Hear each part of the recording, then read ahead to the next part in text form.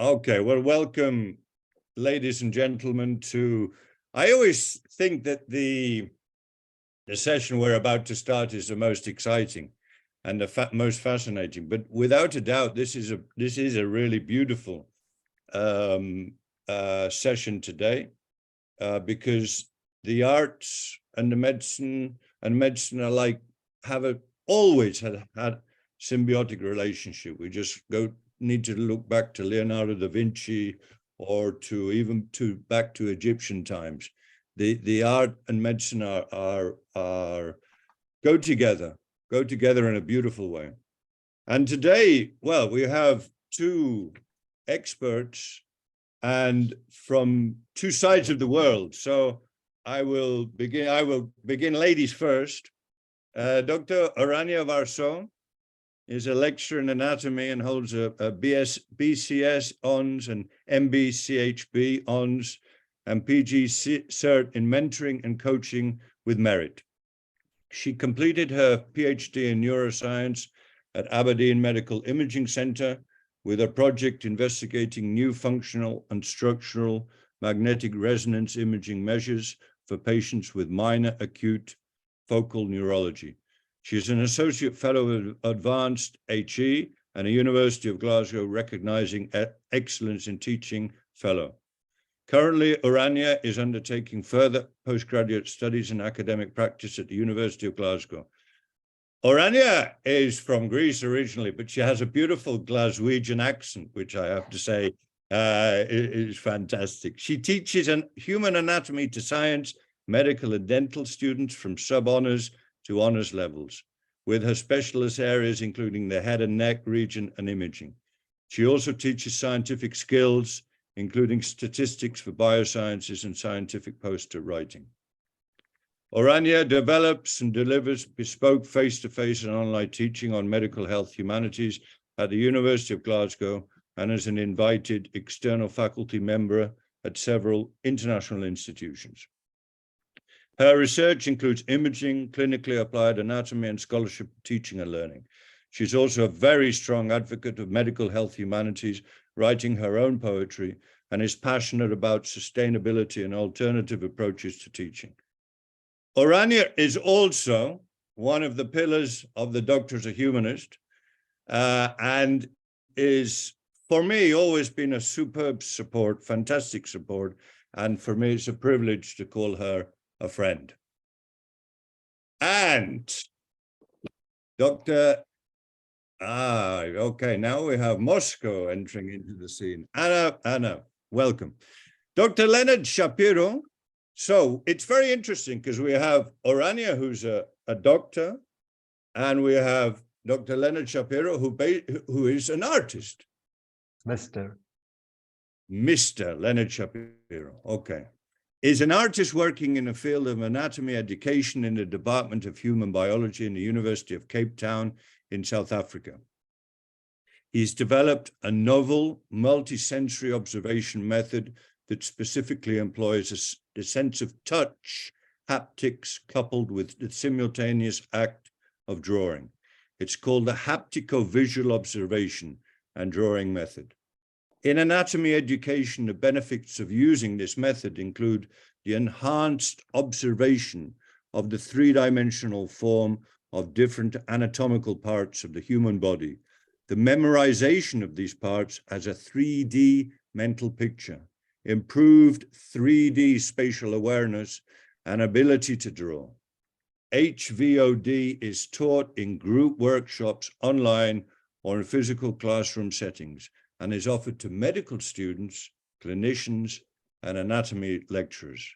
Leonard has also developed a number of art-based exercises specifically designed to improve 3D spatial awareness. These exercises are developed in collaboration with lecturers who are actively engaged in improving education with methodology in anatomy. His curriculum vitae is so extensive, but he has managed to tell me he has taught the HVOD method at the University of Cape Town in South Africa, Newcastle University in England, University of British Columbia in Canada, Carnegie Mellon University in United States, the Gordon Museum of Pathology at King's College, University College Ireland, and the Weill Cornell Medical College in the USA. Leonard contributes to the anatomy education discourse via many publications and articles and by presenting at anatomy conferences. Now, this is Leonard's first DASH experience, but hopefully it will be the first of many. And also, I have to say that both Leonard and Ourania will be working together in the Medicine in the Arts conference that next week, the flyer and the provisional program will be released. So I have spoken enough, and I hand over the baton to Ourania. Brilliant. Thank you so much, Jonathan. That was a lovely introduction, as always. Bear with me, everyone. I'm going to start sharing my screen. There we go. So one thing I would like to mention is some of the images I'm going to share on this PowerPoint presentation are under copyright, so please do not take any screenshots of this presentation. So what I will cover today is something that I will touch on the conference as well, and that is the historical and contemporary representations of human anatomy. And I hope that will link well with Leonard's talk, which is afterwards.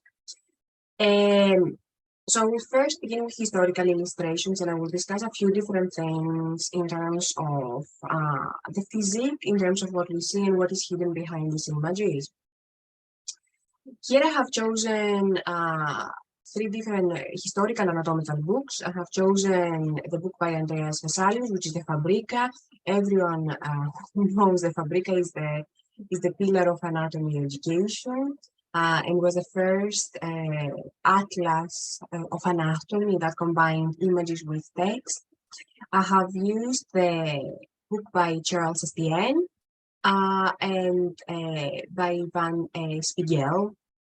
So what we see here is the representation of the human body, of the anatomy of the human body in 3 very different views. First, we focus on the female reproductive organs. So what is interesting on this image is that in a way, the human body has just been limited to the female reproductive organs. There is a focus on the uterus, there is a focus on the external genitalia. The legs below the thighs have been removed, the arms have been removed, and the head. So there is, in a way, the focus is solely of the female organs and nothing else. Which poses the question, so is this all that the biological female sex is about, or is there something more there? And that's something to consider a little bit more. In the second image by Charles Estienne, we have the male form, which case, and back then, and still nowadays, which I will touch a little bit later on this talk, tends to be representative of both sexes. So here we see the anatomical position that we are all familiar with, and we see as a representative not a female model, but instead a male model, which is representative of both sexes. Again, something to consider here in terms of equality, diversity, and inclusion, and what is anatomy. And finally, again, we see the focus from the Van Spiegel book, a rather interesting pose, which is more artistic, which we seem to have more for this type of book, which is absolutely fine. It gives us something different in terms of how we see anatomy. But again, the focus here is on the pregnant abdomen. And I appreciate that the female body can accommodate for pregnancy, but the female body also holds exactly the same organs as the male form. So you will notice through this talk that I'm focusing a lot on equality, diversity, and inclusion, with a focus on the representation of the anatomy form from history all the way to nowadays. So What else do we have here? I'm sorry, my animations for some reason went a little berserk here. This is the Fabrica that we have at the University of Glasgow in our special archives and collections. And this is the front page of the Fabrica, of Vesalius Fabrica. And I would like to draw the attention at the center of the front page. So here we have a lot of spectators, but in the center, the body that's being dissected is that of a female person, and it's surrounded by academics. I'm not sure how many of you are familiar with this, but back then it was not possible to dissect anyone, only criminals. The bodies of criminals were acquired for dissection, and specifically to dissect this body, Vesalius, had to get papal approval to do so. So there were quite a lot of taboos with dissection, and dissection was a public event as well. This woman was convicted. To try and avoid the conviction and the hanging. She claimed to be pregnant because that way she was hoping not to be executed. The midwife who assessed her and said that she was not pregnant is hiding back here on the same illustration. So there's quite a lot of historical elements and ethics in this picture, but what I'm trying to raise here is the only two females that we see in this particular illustration are the midwife who assessed the woman who is being dissected. Everyone else is a male observing the dissection. So the dynamics are very interesting and very powerful, in my opinion, in this particular illustration. And through the dissection, it was also shown that this woman was not pregnant because the uterus was empty. A lot of other things that we can discuss, but I'm not going to dwell on this image more. One thing I would like to draw your attention before we move on is here we have Vesalius leading the dissection, being at the center. And some people say that this, although it was not his contemporary, it was his predecessor, Galen is looking away because he's not very happy with what's happening and dissecting humans, because Galen was a proponent of dissecting animals, and that's why he's looking down at the animals here. Although they were not at the same time, Galen was much earlier, but that's what people say. Vesalius wanted this person here to show that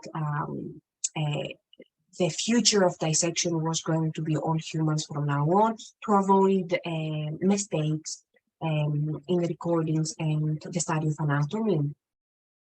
And a lot of other things here, like the barbers at the bottom. But again, I'm not going to dwell because I can speak about this illustration for days. So the next illustration we have was by Biglou, and the Larrey is one of my favorites because it brings anatomy and art together in a beautiful combination.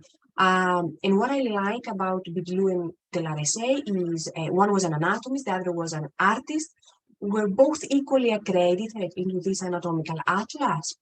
And both the male and the female form are represented. So we don't see the male form including the anatomical position, representing the anatomical position. We also see the female form doing exactly the same. And I love how Biglou and de la Ressay work together on this, and they produced a masterpiece, in my opinion, almost 100 years after Vesalius. However, there's still some things that I would like to draw your attention. One thing is, first of all, the male physique is a muscular male physique, and that has stayed the standard in a way up until to the present day. And the female physique is more curvy. And again, there's a lot of physiological and anatomical reasons for that.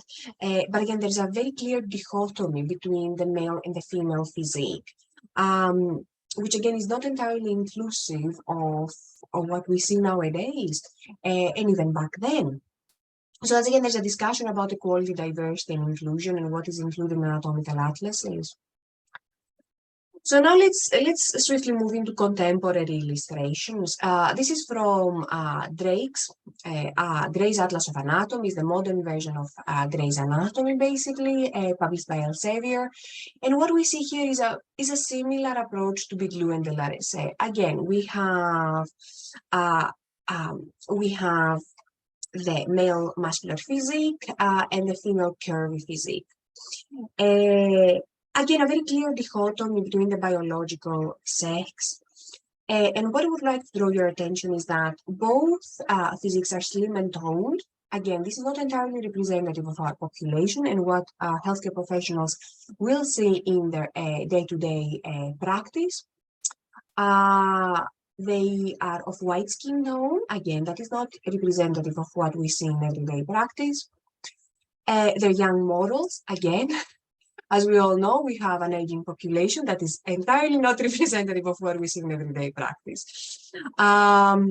And there's no representation of disabilities or different races. And even simple things like tattoos or amputees or different genders, they're not represented in what we see in anatomy. And the question that comes here is, are we training future healthcare professionals to appreciate what the anatomy is going to be of what they're going to see in their day-to-day routine? No, we are not really. And again, I'm going to bring another illustration here just to show a variety, not to focus on just one atlas. This is the Grand Atlas of Anatomy by Agur. And again, it's the same thing here. And here they're explaining the anatomy of the back. And I specifically chose this illustration because I have done lumbar punctures in my clinical practice in the past. And I can assure you that it is not as easy to palpate and feel the spinous processes of the lumbar vertebra. I wish it was that easy. And I wish somebody had told me when I was a medical student that when I go into my clinical practice, that it will not be as easy to feel the spinous processes or even see them and conduct a lumbar puncture, which is basically a collection of the cerebrospinal fluid from the back. So again, is this representative of what we're going to see in our clinic? Most of the patients I had in the past that required a lumbar puncture, they have had edema, so it was rather impossible to feel the spinous process, or they had adipose tissue. So again, it brings some interesting questions here of why are we showing slim and toned body physique? Why are we not showing a more representative sample in these illustrations? And again, why are we not showing disabilities or different pathologies that we may encounter in the clinical practice? Why are we training our future healthcare professionals to have such a dichotomy when it comes, or not just dichotomy, in terms of biological sex, but also in terms of a narrow vision in a way of what they're going to see? And again, the white skin tone, which seems to be representative. So this is not new. Research has been conducted not by myself, but by colleagues, and Parker et al. Assessed visual gender bias in anatomy textbooks, and that was a systematic visual analysis. And why is this important? It is important because we see predominantly male images to be the representative in anatomy books, except when we speak about sex-specific sections, so about pregnancy and about the female reproductive system. That brings a lot of questions about the dichotomy between the biological sex, and it brings into questions about are we considering the difference between sex and gender? And are we training our healthcare professionals to be aware about that in the future? There is a stereotypical gender emotions and roles and settings between the male and the female body. There is lack of ethnic, age, and body diversity, which has a direct impact on the knowledge that we're passing to the future healthcare professionals, and almost complete adherence to the sex binary, which has started from the 1500s and seems to have continued up until to the present day. And skin tone in illustrations, again, I am in no place to discuss about skin tone because I'm not an expert, but I like bringing it into this discussion, especially with a research conducted by Louis et al., because it is important to keep in mind dark skin tone was underrepresented in anatomy and medical textbooks, and you can see some numbers here from the research. There is absence of skin tone diversity both at chapter and topic level.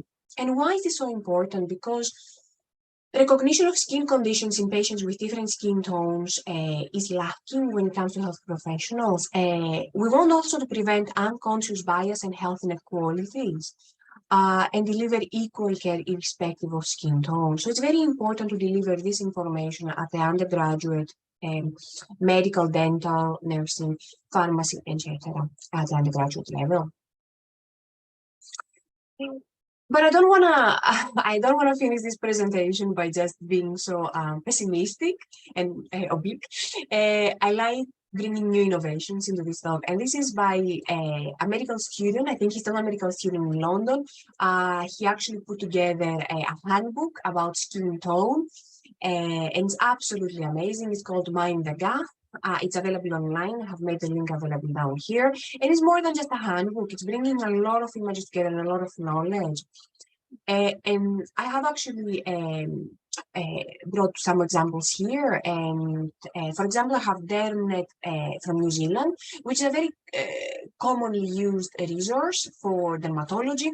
And I have the book by Malone here. And we see the difference. This is a herpes zoster, which is a very common condition. And we see the difference of how it may look in different skin tones. And I think that's why it is important to include different variations of skin tone, because not everything looks as it is in a white skin tone. And to be able to pick up and diagnose, we have to have this knowledge. And medicine is all about pattern recognition. If we don't give this pattern, how are we expecting our healthcare professionals to be able to make an accurate diagnosis? So that is one example. The next example is hives, which is extremely common. Spring is coming. I have allergies myself. My son has the same. My husband is the same. Hives is one of the most common things we have in our household at the moment. And it's exactly here as we see different skin tones, hives present very differently. And again, this very popular resource, Dermnet, I have nothing against Dermnet. It's just, I want to show that not everything has to focus on the white skin tone. We have to be inclusive of other skin tones. And again, by Malone, an illustration here.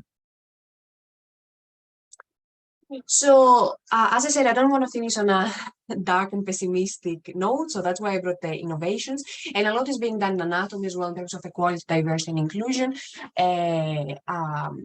Not just by myself, but by a lot of other people worldwide. We're trying to increase awareness and be a lot more inclusive and mindful to what we teach to our students. So 3 questions that I would like to finish my presentation with is, first of all, why is it important that we consider equality, diversity, and inclusion, EDI as it's more commonly known, in anatomy and medical teaching and research? And I have brought research here, although I haven't included it. Research is another big component. Is equality, diversity, and inclusion something you have encountered in your learning? And if yes, what was the context? If not, how do you feel about that now that we have had this talk? And finally, why is it important to ask the above questions? Why is it important to question what has been presented in the past and when we're heading in the future? So these are the 3 questions that I would like to leave you with. As I said, please do not share these images with anyone else. Some of them are under copyright, especially the one from the University of Glasgow, the Special Archives. More than happy to answer any questions now, but also via email, and my Twitter, which is at Ourania Varsou. Lovely to have a good discussion if you ever wish. And I will finish my sharing so we can all see each other and we can have a nice talk. Ourania, fantastic as always. And I've put in the chat certain quotations and also a new book, quotations from Ways of Seeing by John Berger, which I think were in kind of interesting in terms of what you were talking about.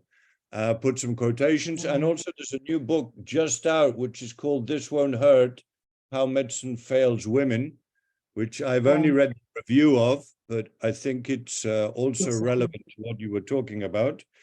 And I think it's a good idea now to open up questions, the 3 questions maybe that you posed. So would anybody like to be brave and be the first person to ask a question for Ourania? Or should I? Umar, please, tell us who you are. We know you, but Leonard and Ourania don't. Please open your mic. Tell us who you are and ask your question. Yes, I'm Omar Igas. I'm a resident of family medicine in Spain. I'm going to start my residency in Barcelona in 1 month. And I would like to ask Ourania a question. What was the reason or the first reason which led to dissections in anatomy? I mean, during history, why was the reason the first dissection of the human body was done? And second question is, what were the religious like causes which didn't allow it to dissect bodies in that time? So I have no knowledge about the history of dissection. So if you could clarify Yeah, a of course. little bit. Yeah. Yeah, of course. Actually, I'm not going to open one of my presentations because it will take forever. So Erasistratus and Herophilus were the first people who conducted, in Alexandria actually, human dissections. Unfortunately, they were not dissections, they were vivisections of slaves, of human slaves. So I'm going to touch on some really sensitive topics here. So if anyone finds them triggering, please feel free to tell me and I will stop. So Herophilus and Erasistratus, they dissected human slaves while they were still alive. They did that because they wanted to understand the human body. They are pioneers of their time, but there's a lot of ethics, obviously, about what they did. Especially using, first of all, using slaves and using human lives that they were still alive to vivisect them. So to do live dissection, it's not dissection, it's a vivisection. But there were a lot of people who were not well and they wanted to understand the human body so they can progress medicine. So the reason why, and bear in mind here, Umar, that there are no historically written documents. This is word of mouth that has been passed from back the 500s BC to nowadays. So what historians believe is that they wanted to understand the human body better. There is actually, I will open one of my presents. I can't resist, I'm sorry. So bear with me. Because there's a very interesting painting of what they used to do. And I think that's in Portugal, actually, if anyone has access to the museum to go and see it. So that was the reason why they started exploring the human body. First of all, so bear with me to share my screen and show you that I think fascinating painting. So this is the painting. Is scientific medicine, and it is, I think it's in Portugal. It's in Lisbon. Yeah, it's housed in the medical school of Lisbon. So it shows Herophilus and Erasistratus dissecting. As you can see, there is. I'm sorry, it's not the best image I have here of the painting. Apologies about that, but you can see the difference in the skin tones. It's a darker skin tone person.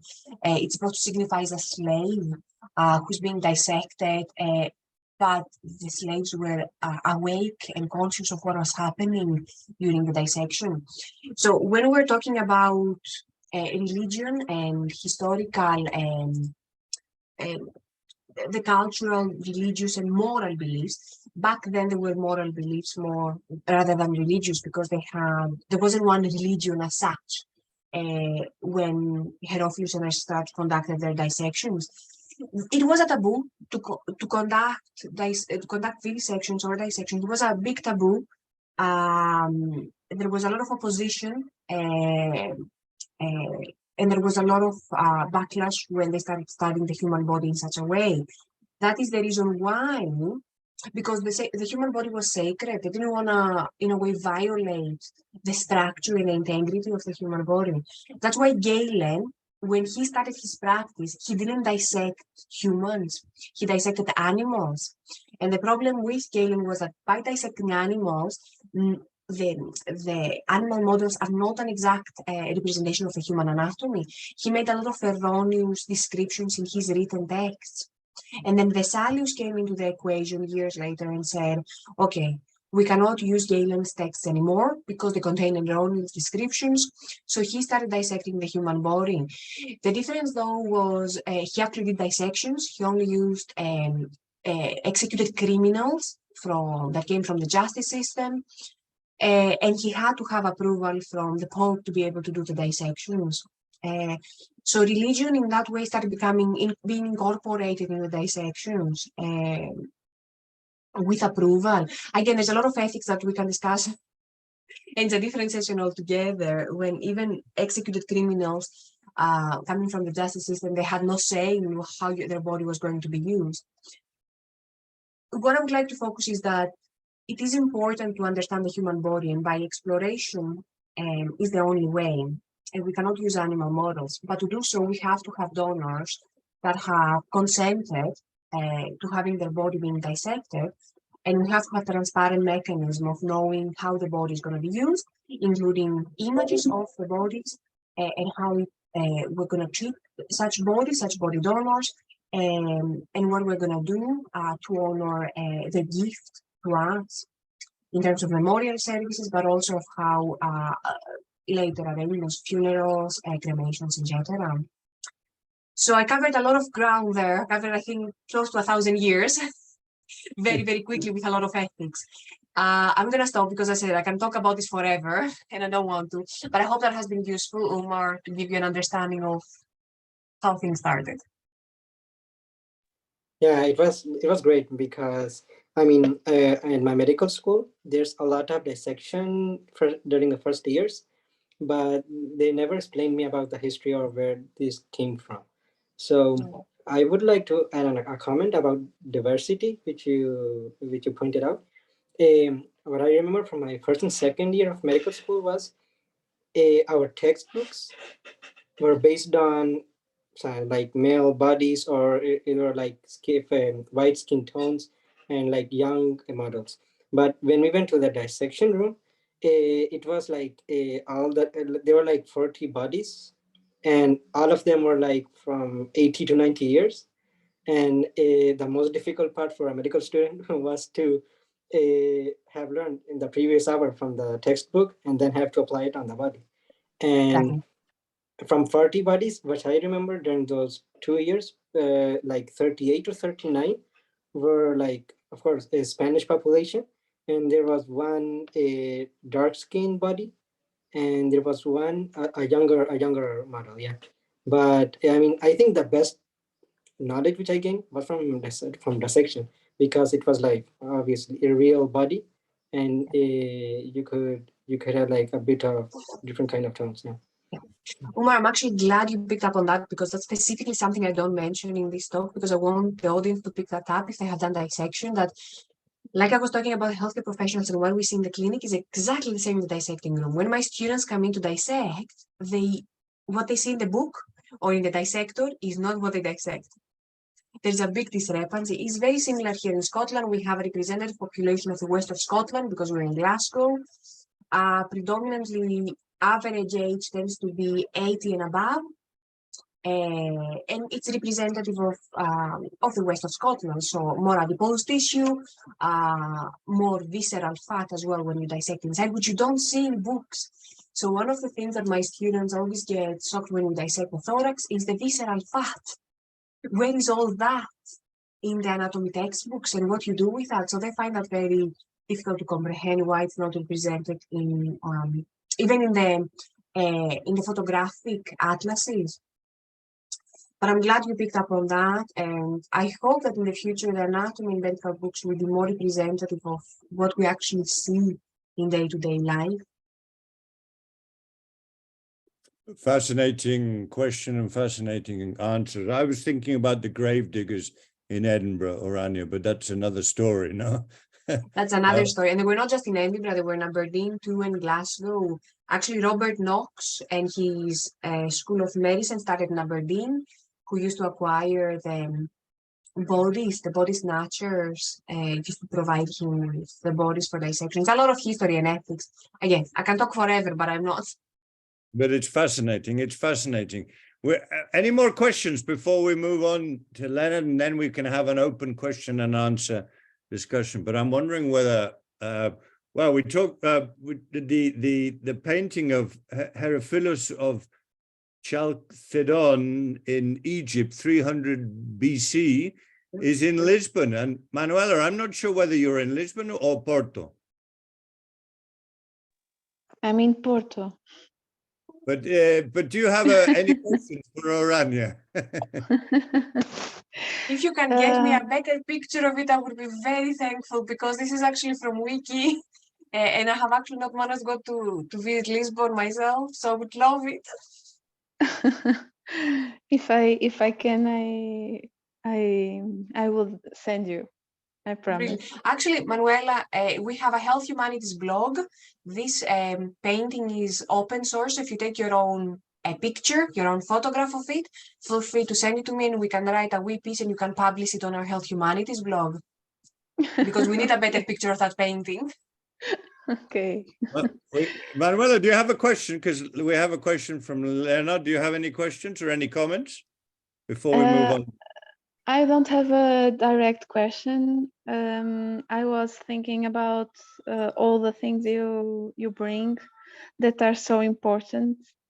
And when I study medicine, I don't have this kind of insight about the other bodies, the other diversity of bodies that in reality and the clinic I have now.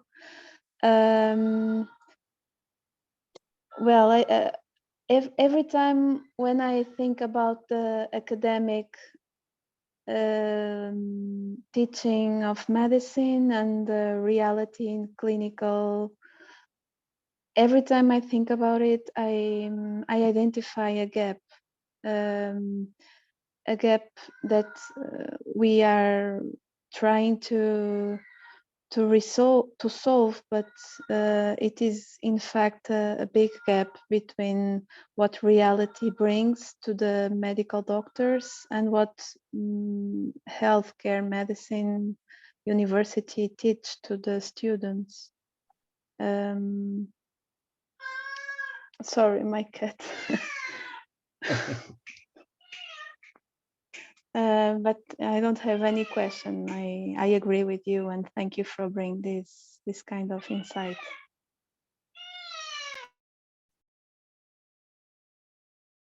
Ourania, Leonard has a question for you, Ourania. Yeah, it's more an observation. When you were talking, Ourania, about the students doing dissection on much older people and discovering the fact that is not represented in the textbooks, I was thinking that so much authority is given to the image in the book, and it almost supersedes a person's own observation. So when they open the actual body, they should really be expecting to see something very different to what's in the book. And in fact, when people make these illustrations of the human body and they show the different organs, those organs are not representative of how they actually are in the body, because in the body, the organs are very much compacted, but for the sake of education, they illustrate, say, the lungs and the liver and everything much more apart from each other, right? But that's the problem we have sometimes, is pacing expectations, students' expectations, our learners' expectations when they come into the dissecting room.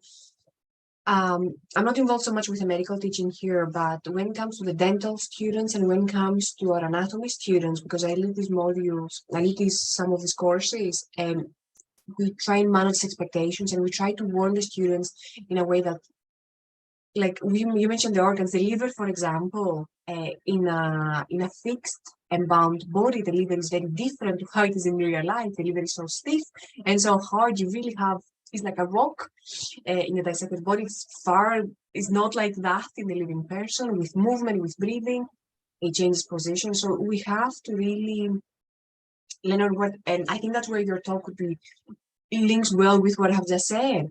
It's the living anatomy. It brings the questions of living anatomy and surface anatomy and where things are, and appreciating that it's not just one thing, it's a holistic approach of understanding the human body. Everything is a piece of a jigsaw. Thank you.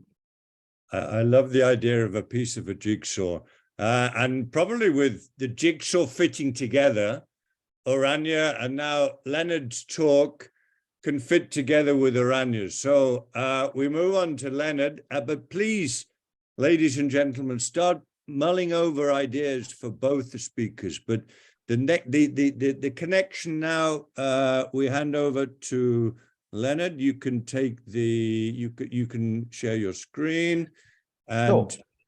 okay. Thank you. So before I share my screen, I'll just, introduce myself to you again a little bit. Jonathan has introduced me, and Jonathan, thank you very much for inviting me to this today. It's a real pleasure to be here with everybody. So I'm in Cape Town, South Africa, and my background is fine art. I studied art at university. I also studied social science. And then I brought my understandings of observation into science, into the medical school, because there's a great need when studying anatomy to have what's called three-dimensional spatial understanding, three-dimensional spatial awareness. And there are exercises that I've designed through my understanding of art and art-based practice, exercises to help students and clinicians improve their three-dimensional awareness, okay? So primarily, what I'm going to show you now is I'm going to talk about observation and the observation of the human anatomy, but using touch, using the sense of touch, including sight, but using the sense of touch. So I'll share my screen, and sometimes I will also stop sharing so that I can, talk to you some more. I'm just going to go to my presenter view. Okay. So if you just bear with me. Right. So okay, first screen, and again, thank you to Professor Jonathan McFarlane for your kind invitation, Jonathan, to be here with everybody. Also, I'm putting acknowledgements first. We usually have them at the end, but I'm doing them first. We acknowledge also the University of Cape Town medical students and healthcare professionals for sharing their drawings, which you're going to see in this presentation. Remember that the drawings are actually a byproduct of observation, but you'll see that in a minute. And of course, because we're having cadaveric material, we acknowledge with gratitude the contribution of body donors to the University of Cape Town Division of Clinical Anatomy and Biological Anthropology. So just to show you, this is our university, the University of Cape Town. It has a beautiful mountain behind it. It's nice to always show, the setting that one is in. This is a typical class of students who are learning to observe using touch and drawing. And at this point, we were all drawing the underneath of the skull. Just to show you, I also teach, this is very teachable via Zoom, and these are students at the University of British Columbia, and we were learning to observe better the vertebra. These drawings, again, are just the byproducts of observation. Again, sort of an in-class situation at the medical school in Newcastle in England. I went over there and ran actually a 3-day workshop. So this is a student at the University of Cape Town, and what she's doing is she's feeling, look at her finger, she's feeling the hammer in this case with one hand, and she's drawing what she feels with the other hand. So that's her drawing as a result of what she's touching. I'll just stop sharing so I can show you that, for example, when you feel an object, whether it's a hammer, we do the hammer first, then we go on to the humerus. When we teach this, when you feel, you're making a gesture, all right? And then when you make that gesture, as you make that gesture, you draw, you make a gesture with the other hand, with graphite in it. Okay, so it helps you to observe better and understand what you're actually looking at. We'll get to that a bit more soon. So I'll just pick up from where I left off. You can all see the screen. If you can't, please say so. So there we go. Okay. So let's look at why. What is the science behind why the sense of touch is so important? Well, I'm sure you're familiar with the cortical homunculus. It really just shows the amount of efferent nerves, the amount of nerves coming from different parts of the body to the brain.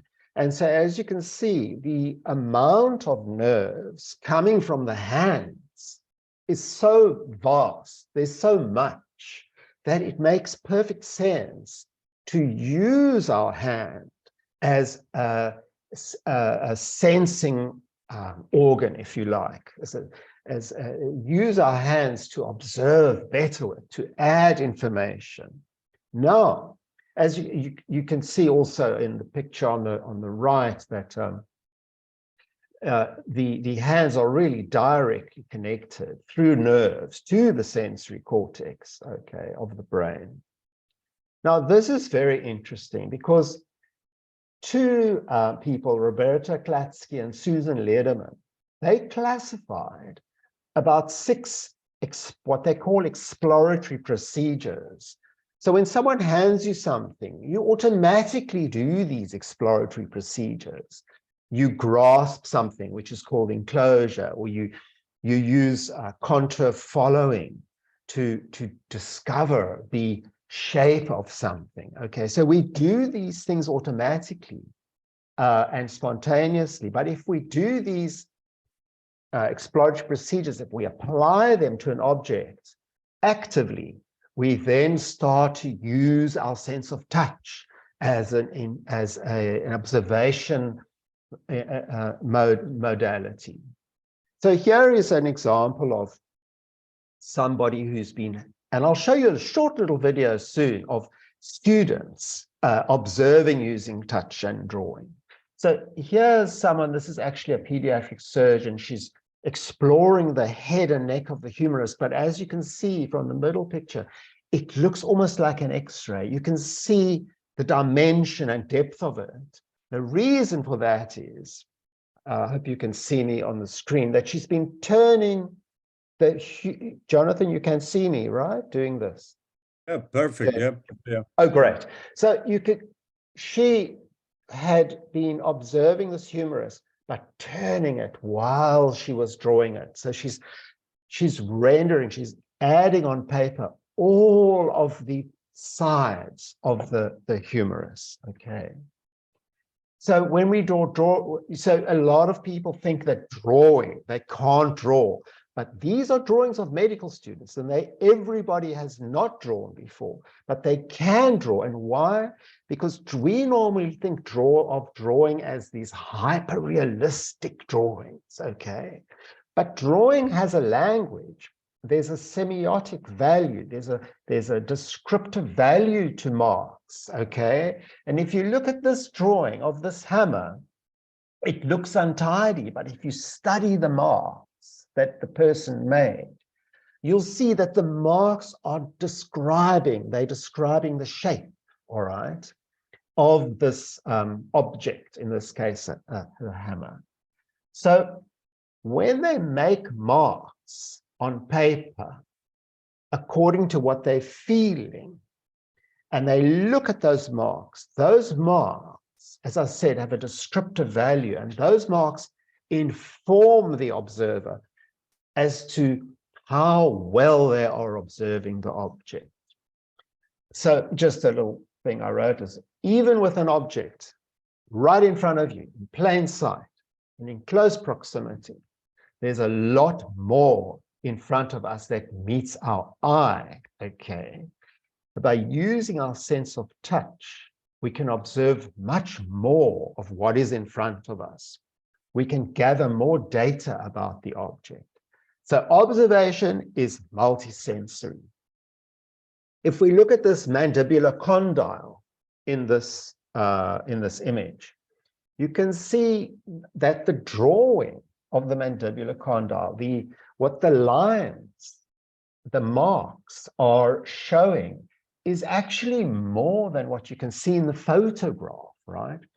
And this is the reason why most governments have botanical artists to do images of flowers and plants, to draw them or paint them, because you can isolate and show better what you are seeing. Okay, another image focusing on the zygomatic arch of the skull and the orbit and the upper jaw. So that was what was being explored here. Okay, and yeah, okay. So just to recap this, touch is gesture. Okay, when I touch something, I'm making gestures, all right? And then drawing is gesture as well. Okay, and I won't go into the types of drawing we do, but just to say that we use something called what's cross-contour drawing and gesture drawing. Okay, just a picture of class.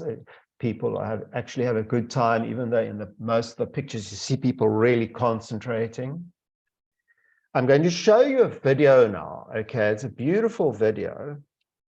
And what it is of, you'll see in this video, we're doing an exercise where all the students line up together and we take one sheet of paper and a humorous, and then every student has 15 seconds, 15 seconds, to draw something of the humorous. Okay, so mostly focused on the head and neck, but the whole one was drawn.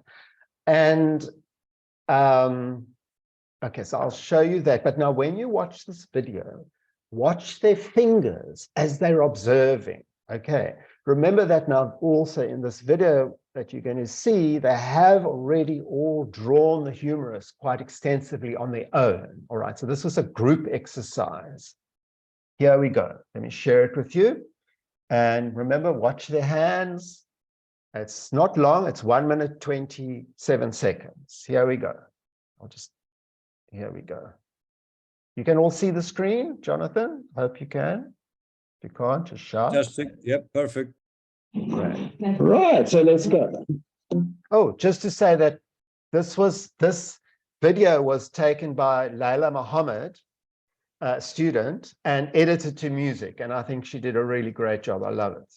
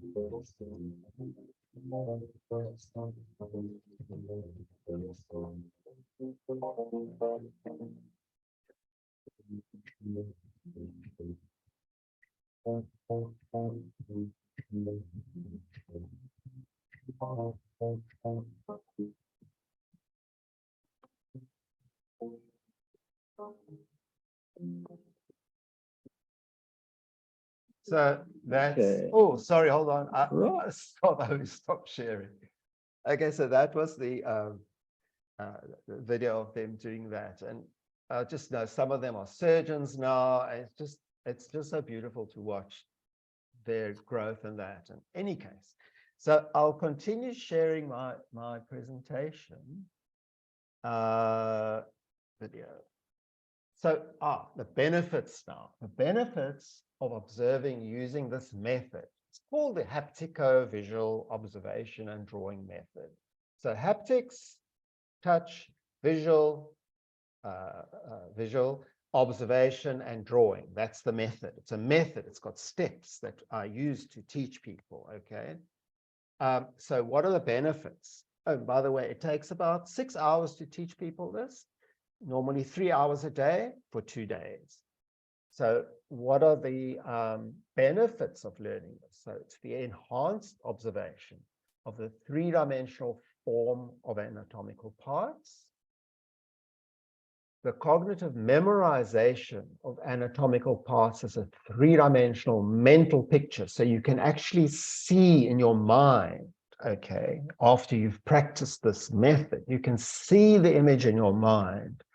Like I studied the heart for a period of 3 days. I drew a dissected heart, inside, outside. I was exploring through the different atriums and ventricles and large vessels. And eventually, at some point, and even now, I can close my eyes and I can pretend I'm a little ant and I can walk all around and inside and through all the vessels of the heart. So I have an understanding of its three-dimensional structure now. Okay.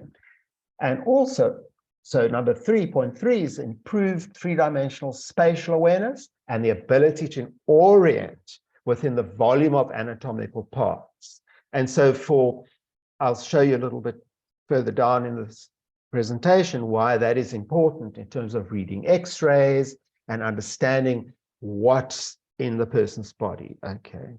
Here is an exercise that a surgeon is doing to improve his three-dimensional understanding. And what he's doing is he's drawing literally the inside space of an empty box, okay? And he puts in this, he put his hand in the box. Look, his hand's in the box, and he is feeling the space within the box. And so he's understanding cognitively the X, Y, Z coordinates, as again, not in an intellectual way, but in an embodied way. Another exercise, literally taking a glass jar. You all know this two-dimensional illustration of the body planes, the sagittal, coronal, and transverse planes. We all know this one, but we see it in 2 dimensions. So how can we understand it in 3 dimensions? You take a jar, you draw the coronal and sagittal plane on the jar. You can then take some liquid and put it in for the transverse plane. You can then draw it on paper, and in that way you start to understand space. And again, why is that important? Well, for reading the different planes and understanding what I call where what is, understanding where different parts are located within the volume, within the space of the anatomy. Myself and my colleague, Dr. Ian Keenan from the Newcastle University, we've actually designed a course. It's called Exploring 3D Anatomy. And this course has got a number of exercises, including dissecting a lemon, what we call the jar exercise, a number of exercises that really help to improve spatial awareness. These are some of the literature we've published in anatomical sciences education and in etc. But I want to draw your attention to this, paper called Seeing with the Hands and with the Eyes. This is not mine. This is Madeleine Keenan's paper. Seeing with the Hands and with the Eyes, the contributions of haptic cues to anatomical shape recognition in surgery.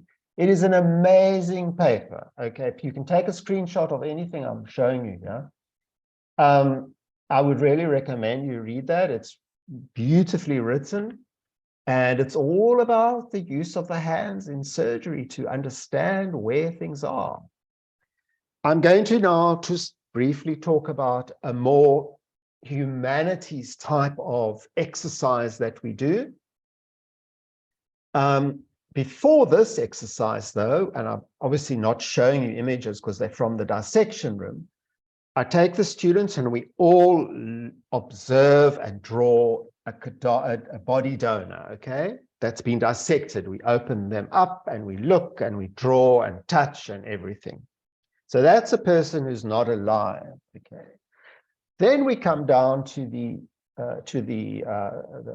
seminar room, and we then have a model, a male model or female, and he stands there and sits in various positions, and we draw him next to a skeleton. All right. Here's another picture. So, of course, he just wore trousers there for the sake of this picture, but he's mostly naked as we are, and as we represented and you see the dissection, the body donor naked, we see the human naked, and we start to appreciate that what happens is the students start to appreciate life. They start talking about life, about death, about mortality. All these existential questions come up and we talk about them. But through observing this man next to a skeleton, people start to understand, oh, my goodness, those bones are actually within me, you know? The students start to realize that they exist of bones and organs, because we don't obviously intellectually, we understand that we've got these things in us, but organs and bones, but on a different level, do we really, when you look at someone across the room, do you see a skull with a brain in? No, you don't. You see their face. Okay, but we as medical students, we need to start to understand what's going on, what's in that body, and we need to also learn things about care and concern for the human, etc. These are some of their drawings that they did, and these are medical students, right? These are beautiful drawings. So that drawing on the right, the model was sitting on the floor on a cushion, and he turned through 360 degrees. He turned slowly in a circle. And as he turned, they drew, the student drew in one place. So that's why you can see a lot of knees, okay, in the second drawing.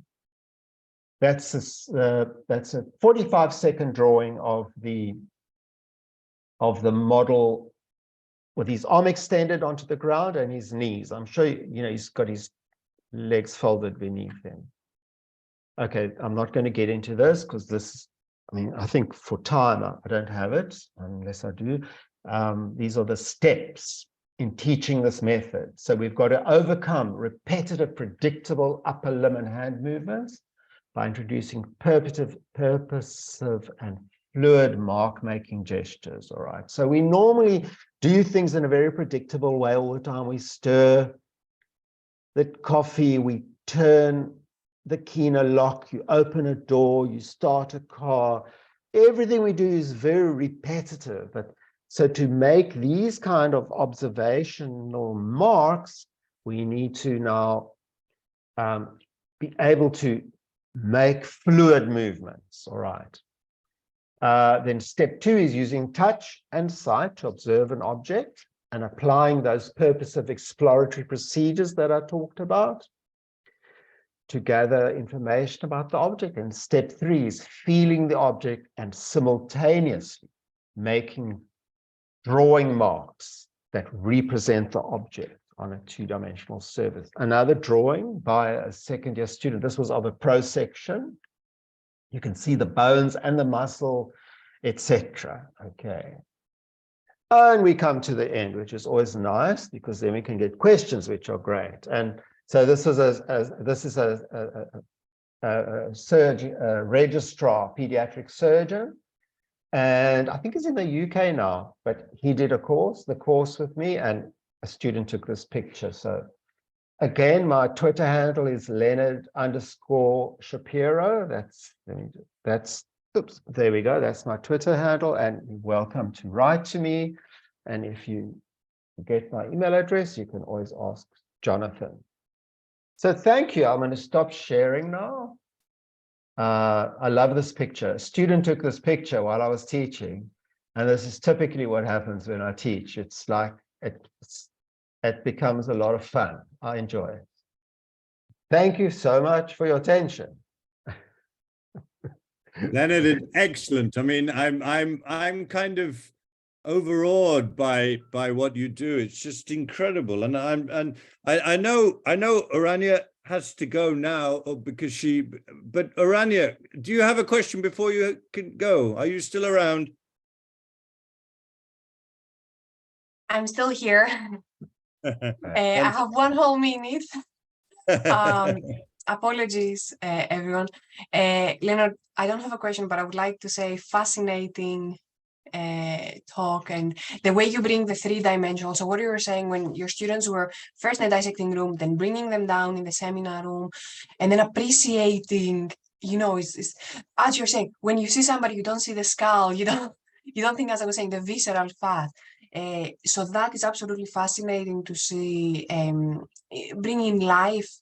So for context, everyone, I think Leonard's innovating in the field of anatomy, and we need more people like Leonard for exactly the technique he has developed. We need, like Bidlou and Delarese, work together, an anatomist and an artist. We need more people like Leonard to work with anatomists and scientists to join that gap, because medicine is not just a science, it's an art.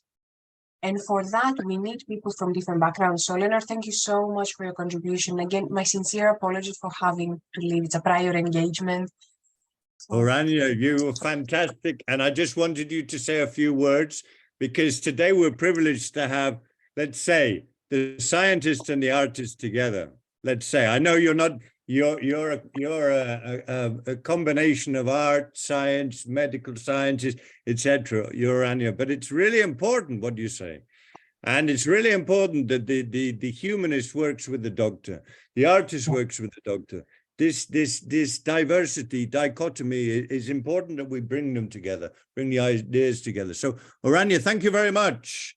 And now I'll open questions up for Leonard, but I'm just astonished how you came to where you've come to, Leonard. And I mean, it seems to me, I want to know how you got here, because what you're doing, as Ourania says, is I would think visionary and revolutionary. So how did it occur to you?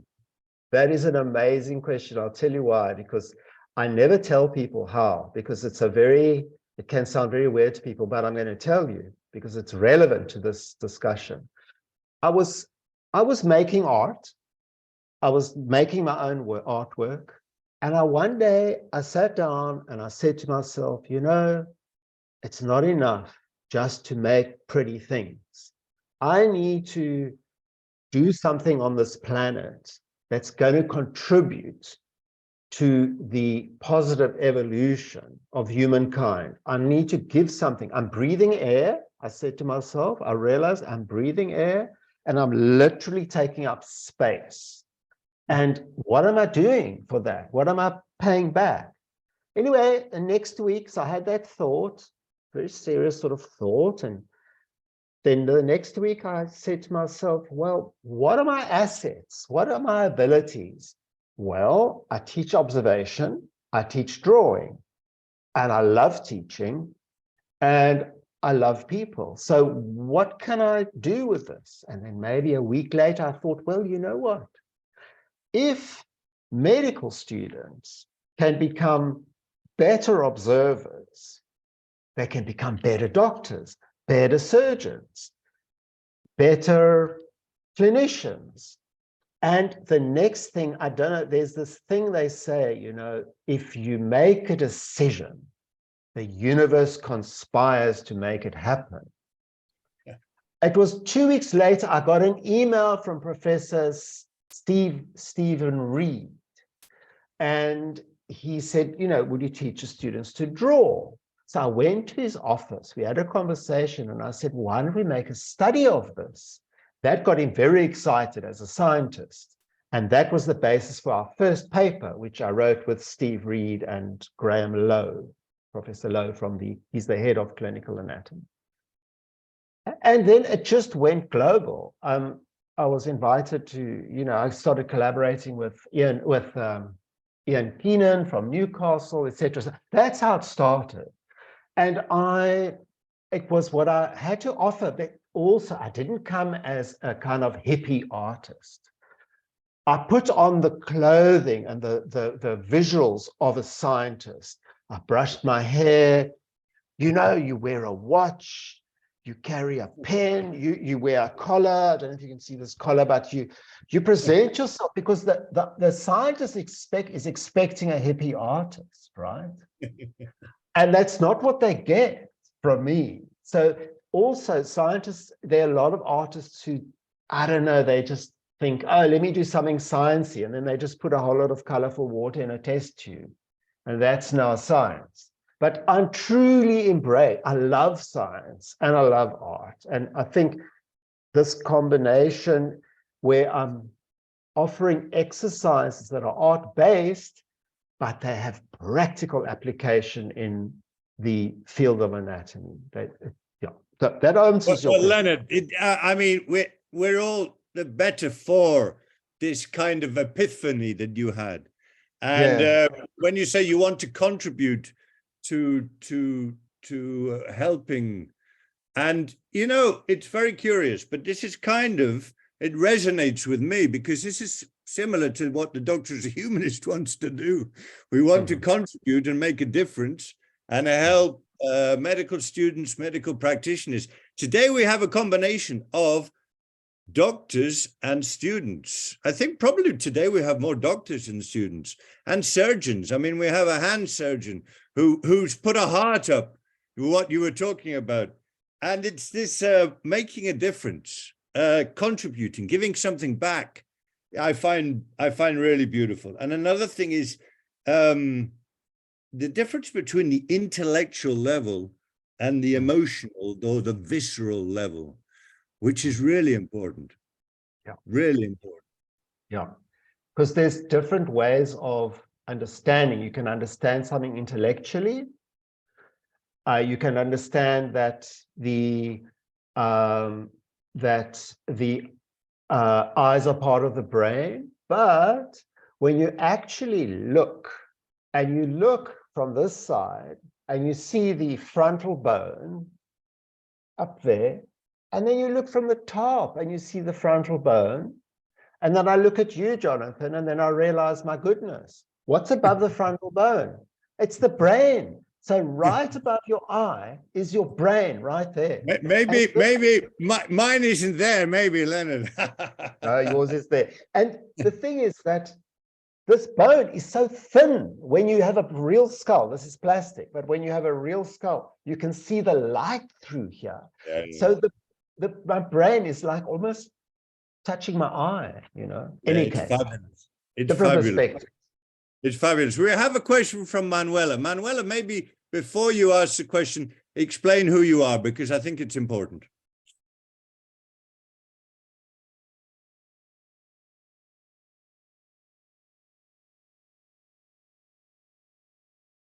You need to unmute, Manuela. Yeah, you're muted. Oh, I was searching for the for the button. I am a medical doctor in internal medicine, and I work in palliative care.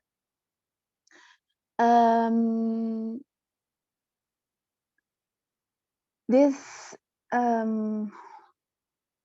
issue is very sensible for many things, because when you present the bones and the body of the man together in the classroom, I remember my first time that I assist to a desiccation in my medical degree. And I remember how I feel when the desiccation start in my legal medicine lesson, and they start to take off this part from the body of the man who was dead. And I realized how fragile, how our identity is so, it's how do you say in English? It's Tell me in Spanish. It's like a gut, Like I'm like stuck by a fine skin yeah. that show your face.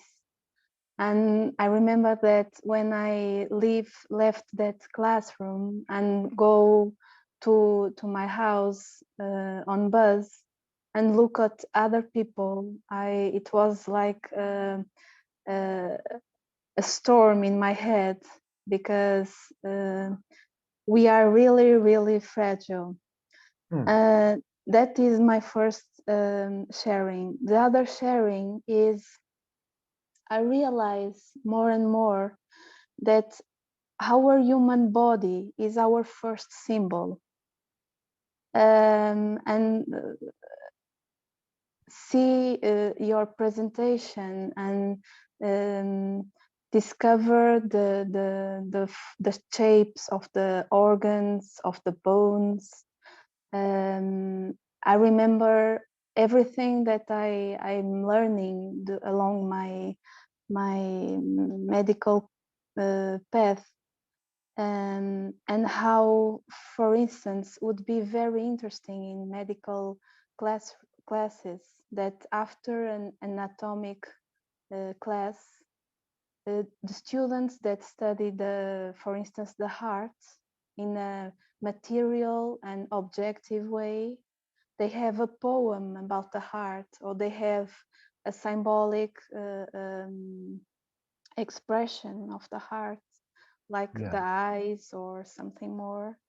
It will be very, very interesting to gain another eye, another hand, the third hand that you talk about, the two hands.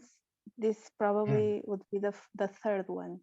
And I remember also the last sharing that I want to talk about is the Rokitansky. I don't know if you know him. He's a medical doctor who was a pathology, and he desiccated the bodies in his time. And he was a humanist, because every time he desiccated a body, he starts with a prayer to the unknown corpse that was lie down on the Table. yeah. Thank you very much. Michaela, it was Manuela, that was beautiful to listen to what you had to say. And the idea of the poem, because I'm going to be teaching a class of about 20 students, and we're going to go through these same processes of going to the dissection hall and then having a living nude body to draw. But the idea of the poem about it, it's beautiful, and thank you. And I'm going to implement it, and I want to mention your names. I will write your name down as my inspiration. You don't need. You do it. Why not? I'll just say I was speaking Manuela, hand surgeon from, where are you from? No, I'm not the hand surgery. I'm from Oh, Portugal. Anna's the hand surgeon. You the internal medicine. Palliative care, yeah. Palliative care. Wow.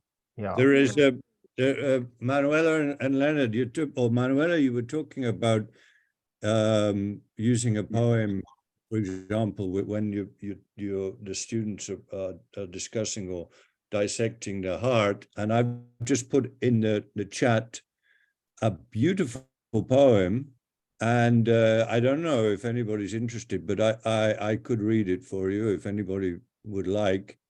It's about a heart operation, which a very famous Scottish, we should have Ourania to read it because it's, I'll read it quickly. General anesthesia, a median sternotomy achieved by sternal saw, the ribs held aghast by retractor, the tubes of cannulae drawing the blood to the reservoir and its bubbler, the struggling aorta cross-clamped, the heart chilled and stopped and left to dry. The incompetent bicuspid valve excised, the new one, a carbon-coated disc, housed expensively in a cage of tantalum, is broken from its sterile pouch, then heavily implanted into the native heart, bolstered, seated with sutures. The aorta freed, the heart restarted, the blood allowed back, after its time abroad circulating in the machine. The rib spreader relaxed, the plumbing removed, the breastbone lashed with sternal wires, the incision closed. 4 hours I'd been away, out of my body, made to die, then jerked back to the world. The distractions of delirium came and went. Then, as the morphine drained, I was left with a split chest that ground and grated on itself.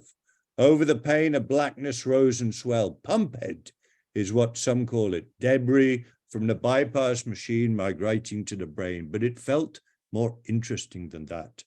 Halved and unhelmed, I've been away, I said to the ceiling, and now I am not myself.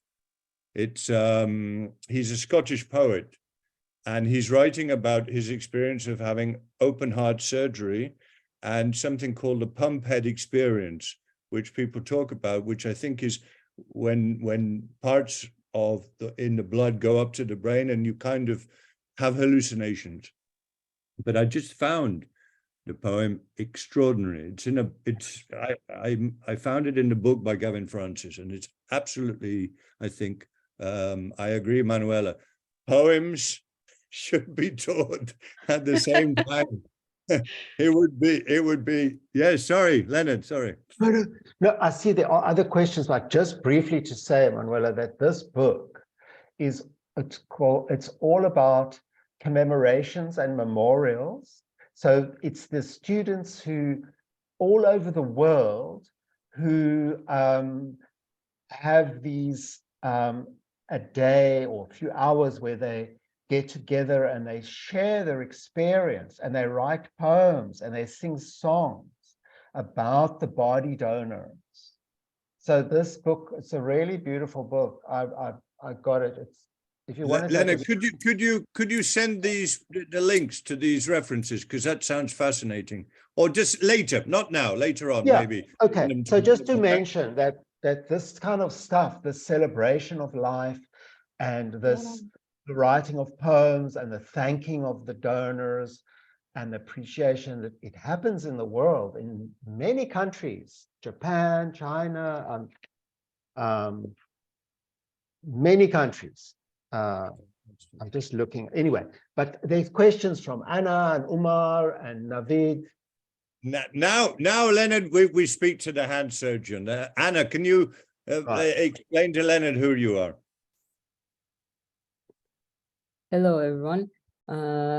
Thank you so much, Mr. Shapiro, for this wonderful, beautiful presentation. It was, well, I'm speechless. And now I have so many thoughts in my mind. It's, I barely can share, but I'll try at least one of these thoughts I have to share, because I thought about exactly the hands, like the tool that they will use to express something, to draw as well, to draw in. And I just remembered that that's an interesting fact about the development of our nervous system exactly of our nerves in hand. So we have three main, let's say, nerves in our hand.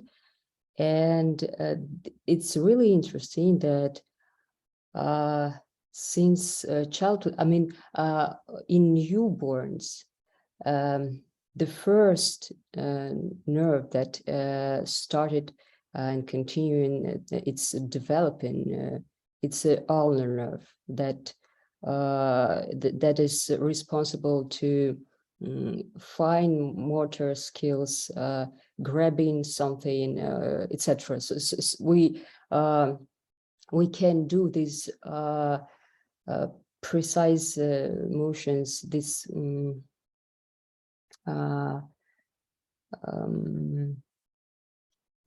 well, all these fine motor skills are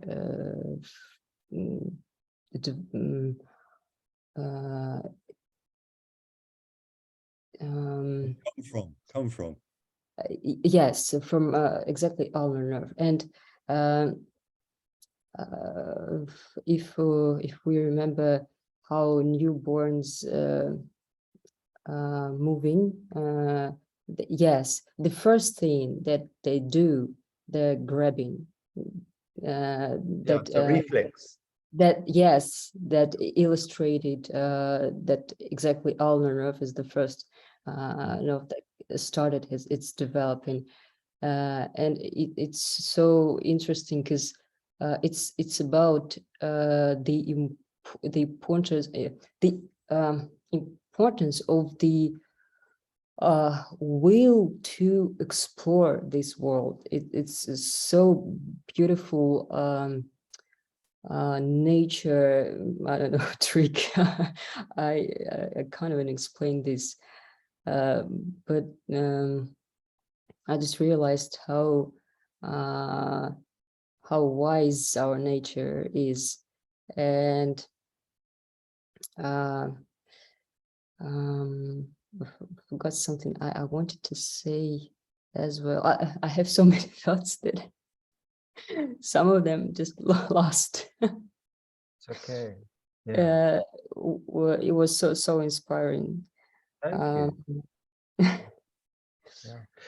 You know, Anna, you can send an email to Leonard. I'm sure he'll be able to answer. You know, also, the child, from a biological and survival point of view, at that young age, he needs to grasp also, literally to grasp on the breast. Yes. And also, you know, the reflex on the child's cheek as well. If you touch the cheek, it will turn, and that's of course for the nipple, so it can feed and live, you know. Yeah, but that's something else, you know. But yeah, this exploring, and yeah, it's beautiful. Yeah. I mean, we've just had two fabulous quotations from Manuela and Anna. Manuela said, "A storm in my head," and Anna just said, "How wise our nature is." I mean, this is just we you know, as time goes by in the sessions, they get more interesting. Anna, thank you very much. But Leonard would be happy, I'm sure, to answer any questions via email. And also Leonard will be giving a lot of sessions in Barcelona in October, and one 4-hour workshop, which only 15 people will be allowed. So those who are coming to Barcelona, you'll have to book early to watch Leonard give this fabulous 4-hour workshop in Barcelona, October. So I pass now to Umar. Thank you. Thanks, Manuel. Anna, sorry. I think Navid was before me. Okay, Yes. well, you I don't, maybe Navid, because Navid hasn't spoken yet. Yeah. But tell us who you are and where you are, Navid, to get an idea of the diversity of countries and cultures. Thank you very much, Jonathan. Thank you, Mr. Leonard Shapiro. It was really interesting and full of insights and inspirations for me. My name is Navid, and I'm a pharmacist in Iran. I work in a community pharmacy, and for part-time, and also I'm a researcher. I'm a bit far from the field of the heart of medicine. I mean, a bit far from touching and anatomy and those things, but it's really interesting for me. Uh, uh, I, I have a comment. I hope it would be short. When we are observing children, they put everything in their hands, or they want to explore the environment with their hands. It's really interesting. Even from the very beginning of their lives, they want to touch the breast of their moms, or even their mom's face to recognize the environment.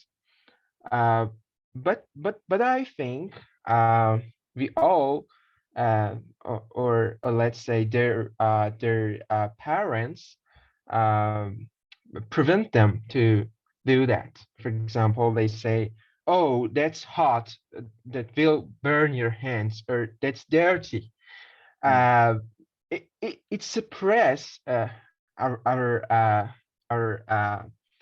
desire to touch everything and see the environment via touching. So I think the idea of touching and drawing is maybe also return to childhood, and it's the revive of childhood desires.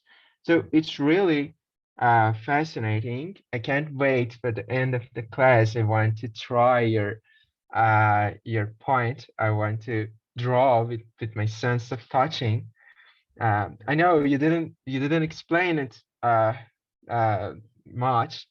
Uh, I'm enthusiastic to attend to your workshops, but I think it's really beautiful, and it's return to childhood desires and exploration of environment and exploration of the world is very inspiring for me. Thank you very much. Thanks, Navid. You know, I'll tell you something else very interesting from what you say, and as the return to childhood, which in other words, you're returning to something very fundamental, right?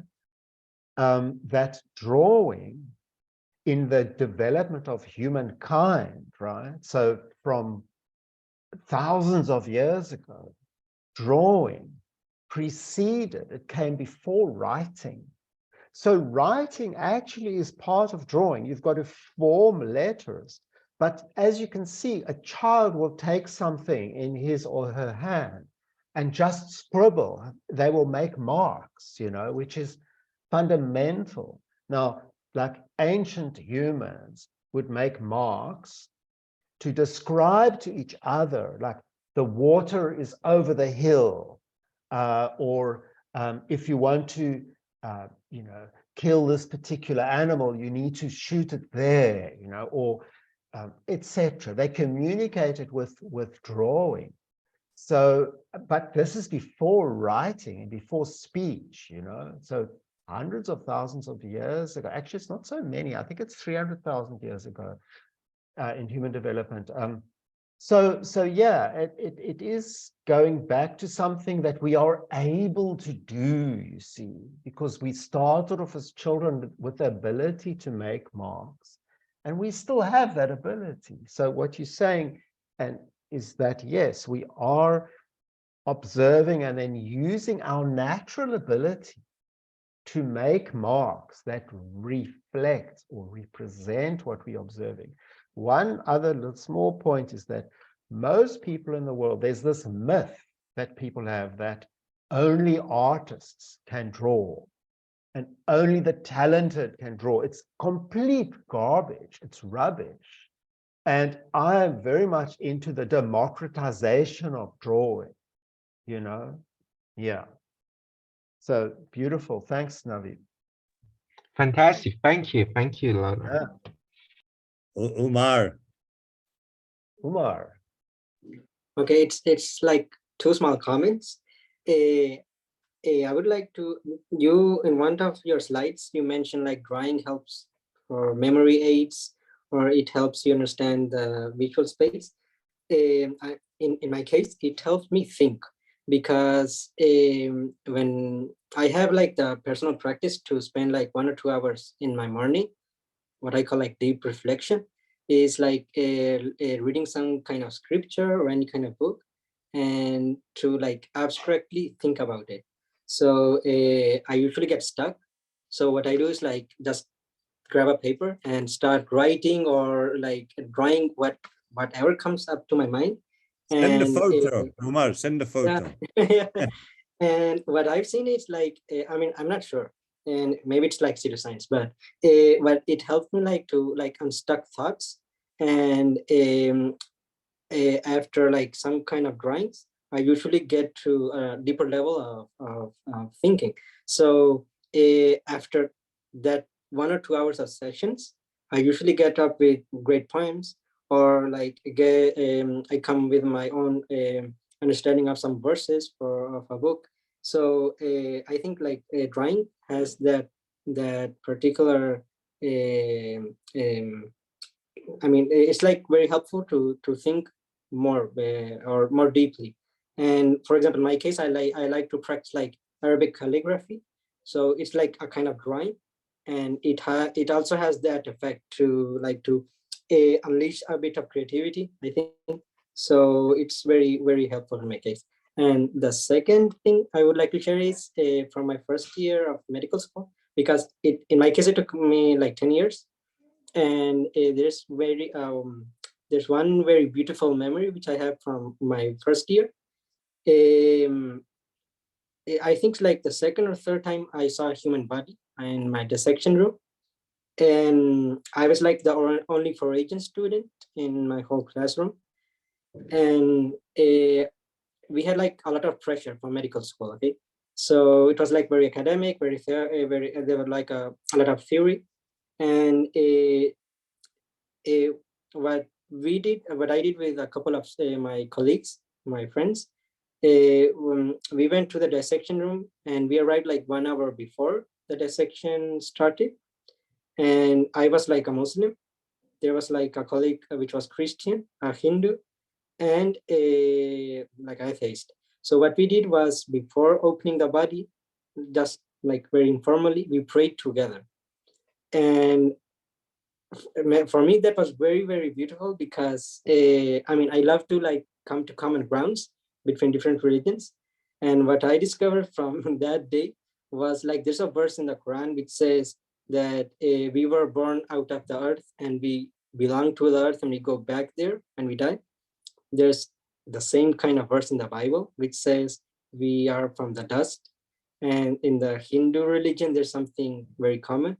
So from that dissection room, my friends and I started like a common religious or interreligious talk. So I think like these kind of reflections, so you need a bit of time, and to not only to think about like medicine of like a scientific program, but also like and spiritual and artistic program. So very beautiful things can come out from these kind of experiences. Yeah. Thanks. That's amazing. I forgot I was going to. What was your first comment again? Just briefly, because there was something I was going to say. It's yeah. Drawing makes him think. Yeah. Oh, yes. Okay. Yes, that was what the point. Sorry, Omar, I was listening very closely to you. So, Omar, it's very interesting because, you know, sometimes you're maybe in a restaurant or sitting with a friend, and you are talking about a subject, and then you have an idea and you ask the waiter for a piece of paper, or you draw on the back of an envelope or something, you know, you just draw some ideas. You know what I'm saying? Omar? Yes, like a small sketch. Yeah, like a lot of inventions in the world. Yeah. There's some envelopes, Smithsonian in America somewhere, where they have envelopes where like really famous designers have and inventors have drawn their very first sketch of that led to their invention. Obviously, they were thinking. It's called thinking through drawing. Hold your book up again. We Hold want up to your book. photograph. Yeah, I want to see your book. I won't photograph it. I just want to see it. Wow. Yeah, you see, that shows amazing thinking. You circling things. I do a very similar thing. You circle things, you join them together. It's the manifestation of your thinking. So yeah, very important. Yeah. It's superb, Omar and Leonard. I'd just like to make a little comment. This week we started the first humanism in medicine subject in a degree at a degree level in the university in Spain. And one of the directors is a surgeon, Dr. Manuel Pera. And on Monday, he will be giving a seminar about the bedside manner. And the widow of a patient will be there with him. And the widow of the patient has all the drawings that when Manuel was explaining the operation to the man and to his wife, she has all the drawings. She remembers all the conversations, and she's going to bring the drawings into the class and show the students the drawings of the surgeon who was explaining, you know, what he was going to do. We were drawing sketches. I'm not sure whether on a napkin, but on a little piece of paper. Yeah. And it's beautiful. Beautiful. It's very interesting, Jonathan, because those drawings accompany this talking of the doctor to the patient. It accompanies the talking, but then if you take the drawing on its own, it's sort of, I'm sure it's important to look at, but it loses something because it was being used at the same time as he or she was speaking to the patient. So that's very interesting also. Navid has another question, no? No, sorry, my hands remain raised. Okay. Sorry. So I'm going to ask members of the team. Roxana has a Roxana. question. Yep. Yes, sorry, so I was speechless actually, and I was impressed, and you know, related to what people were saying. For example, Professor Jonathan McFarlane asked you about you know, how you came to do this, and you mentioned your art. May I ask you about this art? So what was the field? Because I'm thinking, I don't know, it's just a guess. Is it more like sculpture or pottery or something? Or maybe I'm wrong. Maybe I'm. No, you're not far off. It's a portrait, drawing portraits. Okay. So I would draw a lot of self-portraits, which is sculptural. Mm-hmm. And I would have a mirror in front of me. Plus, I would have a skull next to the mirror so that I could understand what's under the skin, right? Plus, I would feel my bones with my fingers and draw. So I would have, plus I had a soft tissue X-ray of my head profile. So on the one side of the mirror, the soft tissue X-ray of my face, of my head, the skull and the mirror and me feeling. So I was getting a lot of information. But at art school, I did printmaking, so lithographic printing and etching. And then I got very into drawing. So drawing is very closely related to sculpture. A lot of sculptors like Henry Moore and many sculptors in the world, they draw. So it's closely related, yeah. Exactly, because I was thinking, I don't know, my mind went to Michelangelo, of course, because all his drawings are very sculptural, and you can see this. You can see, you know, that he was a extremely accomplished sculptor. In his, you can see this in his paintings. So I think it's something very important here. And you mentioned Henry Moore, and I also, you know, many people here know I love Brancusi, and he was saying something very similar to what was said here. And I think Umar mentioned, or was it Navid, about going to the childhood, going to the origin. So I think art has this way of getting our access to that, you know, primal zone where we are more ourselves. I was thinking, when you were talking, that yes, children are very exploratory. We tend to be like that, and you know, we tend to be more creative. And you know, I think it's all the pressures in the environment, people telling you don't touch this, don't touch this, and that really hampers a little bit this homo ludens, you know, ability. We are born very playful, very exploratory, and I think we should make good use of that. And this is beautiful what you're doing, because it really takes us to you know, the origin of art. And many more abstract sculptures, for example, they were trying to access that zone and getting a lot of insight into, you know, the beauty of this world, but getting more abstract, more to the origin, more to the idea of you know, of an object. And I think really we should build on that. And another thing was, you know, you might not be aware, but this group here today is really very talented. They have shared lots of their drawings in our chat, and I was impressed. I was humbled by, you know, the beauty of those drawings. And you know, from Anna, then Manuela combines poetry and drawings, and we have calligraphy, beautiful calligraphy from Umar. So Malina as well shared a few drawings. So it's very, very interesting to see, you know, ways of expression and how you can put together this talent with you know, getting more insight into medicine. I think that's amazing. It's really something beautiful. You know, yeah, you know, I think that Umar will have a great advantage in drawing. Why? Because he writes from right to left in Arabic, and in English, he can write from left to right. So in terms of the kind of drawing we do with the method I teach, we are drawing using gestural drawing and cross-contour drawing and combined. That I show you in the workshop. But yeah, Umar, I mean, you write from right to left and left to right.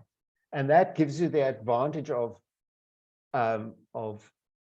being able to make marks from right to left and left to right. Most people who are writing, say, the languages that use the Roman alphabet, I think it's called, ABCD, write from left, it's left to right? Yeah, left to right. So, you know, yeah. It's what's very fascinating is today's session coincides quite strongly with the session we had 2 weeks ago, because Leonard, we had a neurosurgeon from Helsinki who draws the anatomy of the brain before operating to kind of yes, to get kind of closer to what she's going to have to do when she operates. So we kind of move from that to today's. It's fascinating, fascinating. We have one more question from Manuela, and then you know, we could continue all afternoon or all morning for David and the Mexicans. But Manuela, over to you, and then unfortunately we'll have to put a stop to it. Unfortunately. Yeah. Sorry, I just have a simple question. It is about, do you sense what is the impact of the virtual surgery? Because, sorry? The impact of what? Virtual surgery. Virtual surgery. Yeah. Yeah. Because we are forgetting to use the hands directly in the body. Okay. And the surgery nowadays is more and more having a distance between the surgeon, and Yeah. the body of the patient. So Okay. what is it's a question that reminds me. I have spoken with a surgeon, a colorectal surgeon. His name's Tim Forgan. He used robotics, okay? And actually, first of all, those machines are very accurate, but there is very much the human behind that machine. First of all, he's examined the patient with his hands, you know. But when those machines have what's called haptic feedback, so the instruments of those machines have a great sensitivity, and in fact, in some cases, even better sensitivity than the human. And there's do you know what haptic feedback is? It's like when you type on when you touch buttons, touch your touch screen on your smartphone, it goes like a little dip, you know, but that's on one mode, it's on one level. But with the robotics, the kind of feedback you get into your hand, into the surgeon's hand, is at varying degrees, you know, of haptic feedback. So it's quite amazing. But yes, I mean, I understand your point. The thing is, I think that if the surgical outcomes were really bad, you know, people would really start questioning it. Yeah, anyway, that's my response. I mean, of course, I mean, in the surgery I was in the other day, okay, you have the anesthetists over there, and you have the orthopedic surgeons on the other side of the child. So the child, his head was with the anesthetists, and the rest of his body was with the orthopedic surgeons. And even more, his leg, the whole of his body was draped, in other words, in the green cloth for sterilization, you know, and all that. And so they were working on his femur. They opened him up, they're working on his femur. And in a way, the child was not there. They were focused, heavily focused on his femur, which of course they should be. It was wonderful to watch them do this operation. Then they took bone grafts from other parts of another leg, and they put it in the femur and to grow again. And it was incredible to watch.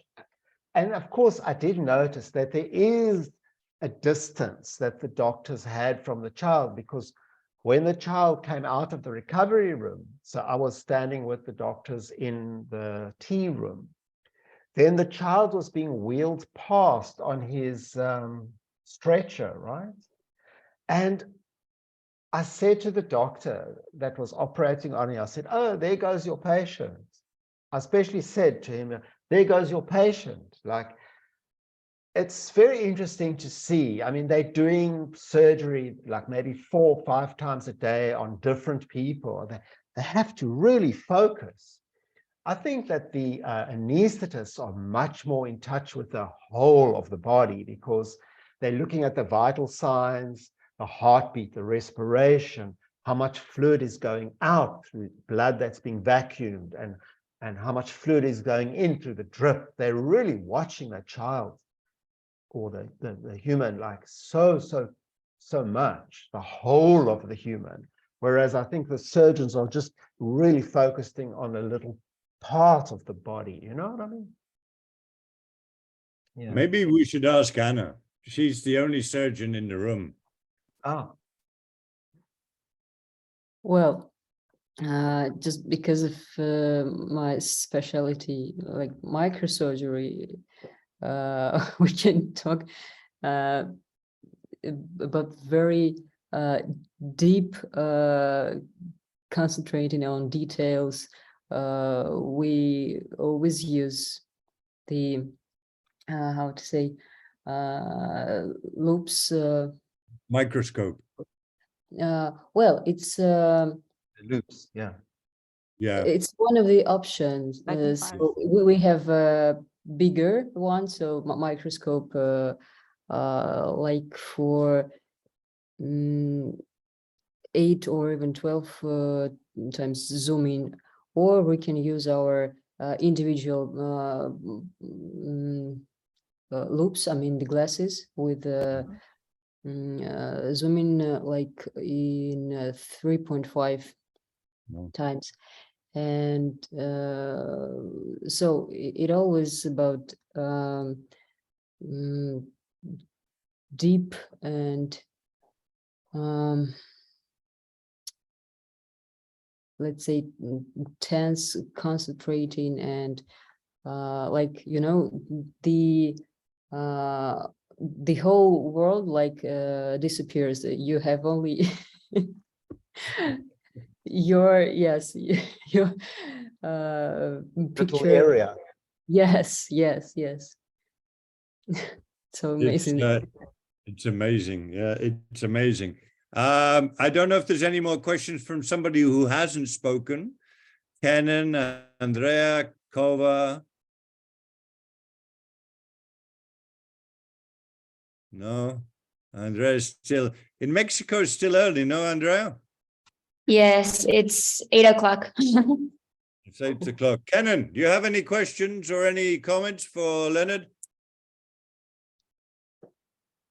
No comments, but excellent presentation, by the way. Thank you. Okay. Who was that? That's Kenan. Kenan. Thanks, Kenan. Where are you in the world? I'm actually in the US, in Texas right now. Oh, wow. Are you at university? Which are you at a university? University of Houston. Oh, Houston. Okay. Because I was at that, I did some teaching by Zoom at the Western Medical Center or something in Texas. Dallas, no? You know it? Houston. I'm in Oh, that's Houston. Houston as well. Yes. Oh, is that Houston as well? Okay, I don't know. I'm on Zoom. You know. I don't know. Kenan, where is Dallas and Houston? Are they rivals? You could call them rivals, but they're actually 3 hours from each other. From here in Houston, it's to Dallas, it's 3 hours, a 3-hour drive, 2 to 3 hour drive. 3 hours in Russia, Anna knows is nothing. 3 hours is next door. And in Iran, probably 3 hours is next door as well. Okay. I would just like to thank you so much. Yay. It's been absolutely extraordinary, both yours and Ourania's. And I'm just going to show the last slide for all the students. Reminder that in 2 weeks, we have your presentations. So in 2 weeks, you students have to impress us, try to impress us as much as Leonard and Ourania have done. They already have. So we're looking forward to your works in 2 weeks, okay? Look, And David, yeah, sorry, Leonard, sorry. I really want to say, at least before, you know, that it was amazing for me today to be with everybody here. You can't believe it. It's just, there's a really nice engagement that everybody has, you know, really, really great. Well, Leonard, that's thanks to you and thanks to Ourania, and also we do kind of the intimacy of these sessions, I think, brings out very beautiful things, and we're happy to have such fantastic students. And David, have you woken up yet? Yes, actually, I'm getting ready because I have to go to the university. Can you show us your face? Or well, I'm moving. I'm just going down the stairs.